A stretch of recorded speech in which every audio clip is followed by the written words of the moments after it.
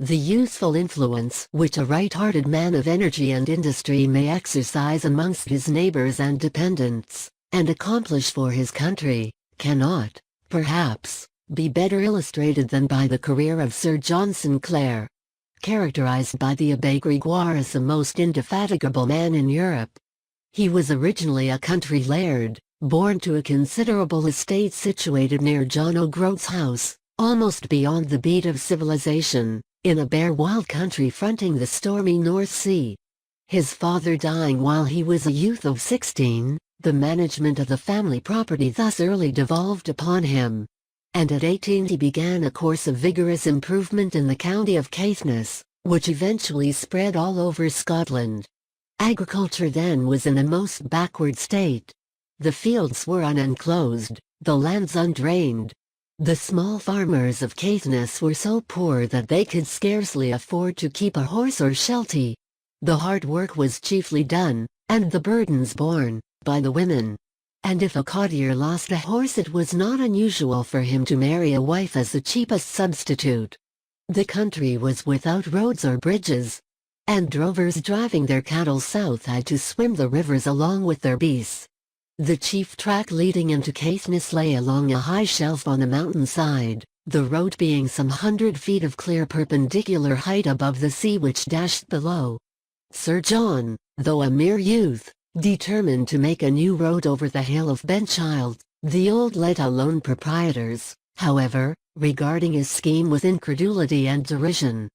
But he himself laid out the road, assembled some 1,200 workmen early one summer's morning, set them simultaneously to work, superintending their labors, and stimulating them by his presence and example. And before night, what had been a dangerous sheep track, 6 miles in length, hardly passable for led horses, was made practicable for wheeled carriages as if by the power of magic. It was an admirable example of energy and well-directed labor, which could not fail to have a most salutary influence upon the surrounding population.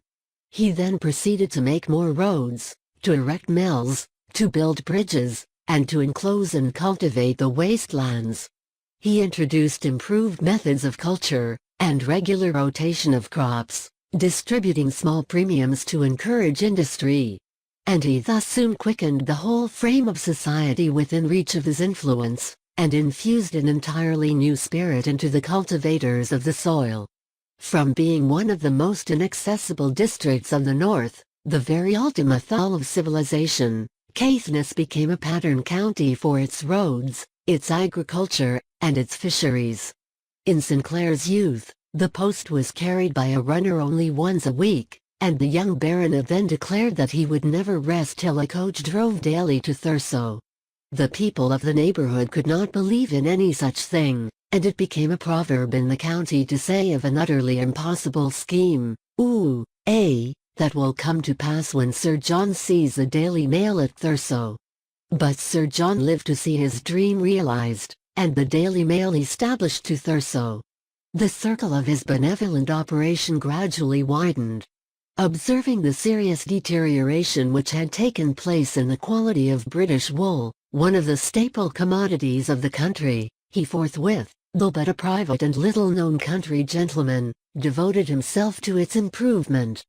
By his personal exertions he established the British Wool Society for the purpose, and himself led the way to practical improvement by importing 800 sheep from all countries, at his own expense.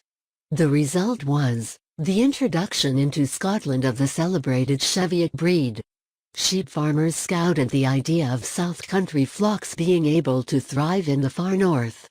But Sir John persevered, and in a few years there were not fewer than 300,000 Cheviots diffused over the 4 northern counties alone.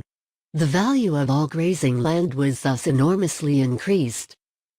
And Scotch estates, which before were comparatively worthless, began to yield large rentals.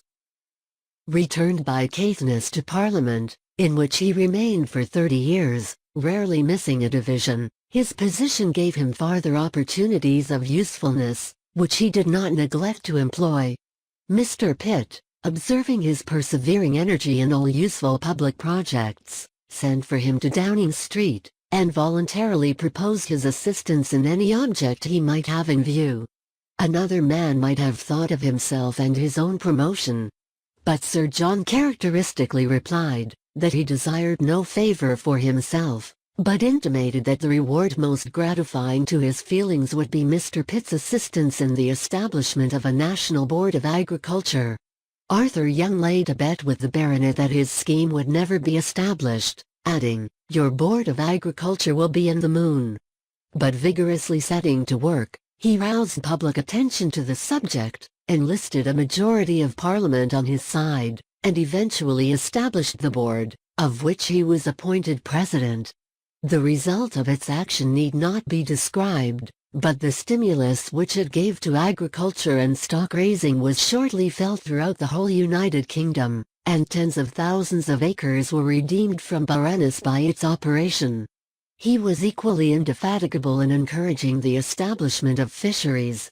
And the successful founding of these great branches of British industry at Thurso and Wick was mainly due to his exertions.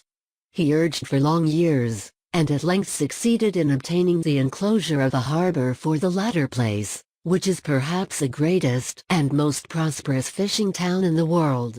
Sir John threw his personal energy into every work in which he engaged, rousing the inert, stimulating the idle, encouraging the hopeful, and working with all. When a French invasion was threatened, he offered to Mr. Pitt to raise a regiment on his own estate, and he was as good as his word. He went down to the north, and raised a battalion of 600 men, afterwards increased to 1,000. And it was admitted to be one of the finest volunteer regiments ever raised, inspired throughout by his own noble and patriotic spirit. While commanding officer of the camp at Aberdeen, he held the offices of a Director of the Bank of Scotland, Chairman of the British Wool Society, Provost of Wick, Director of the British Fisheries Society, Commissioner for issuing Exchequer Bills, Member of Parliament for Caithness, and President of the Board of Agriculture. Amidst all this multifarious and self-imposed work, he even found time to write books, enough of themselves to establish a reputation. When Mr. Rush, the American ambassador, arrived in England, he relates that he inquired of Mr. Coke of Hokum what was the best work on agriculture, and was referred to Sir John Sinclair's. And when he further asked of Mr. Vansittart, Chancellor of the Exchequer, what was the best work on British finance, he was again referred to a work by Sir John Sinclair, his History of the Public Revenue. But the great monument of his indefatigable industry, a work that would have appalled other men, but only served to rouse and sustain his energy, was his statistical account of Scotland, in 21 volumes, one of the most valuable practical works ever published in any age or country. Amid a host of other pursuits, it occupied him nearly 8 years of hard labor, during which he received, and attended to, upwards of 20,000 letters on the subject.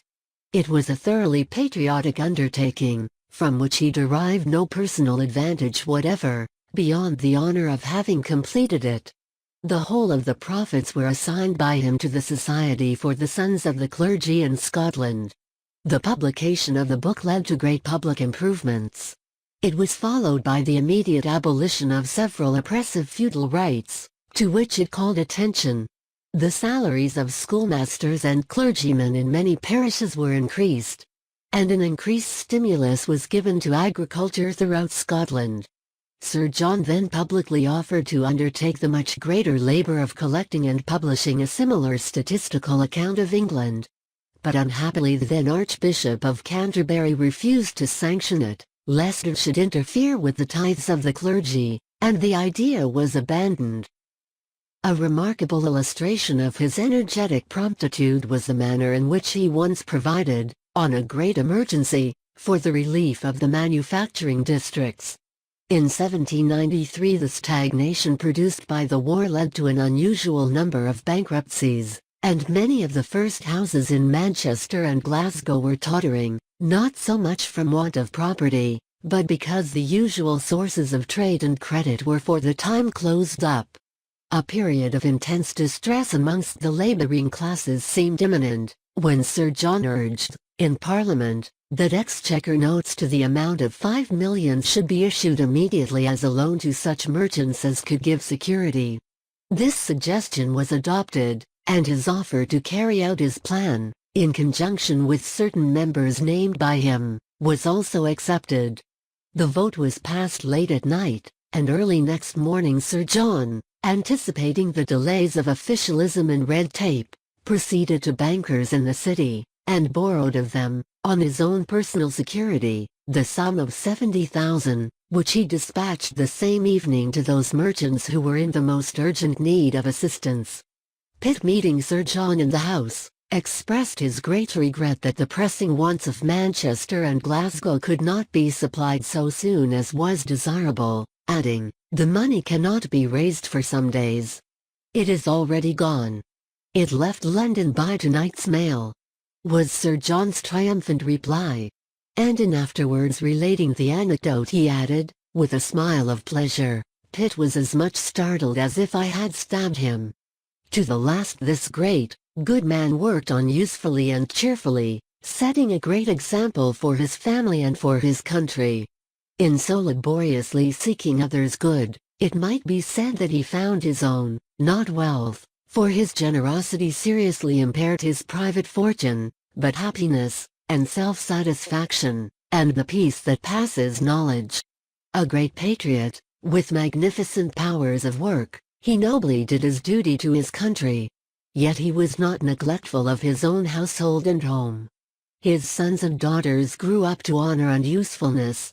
And it was one of the proudest things Sir John could say, when verging on his 80th year, that he had lived to see 7 sons grown up, not one of whom had incurred a debt he could not pay, or caused him a sorrow that could have been avoided.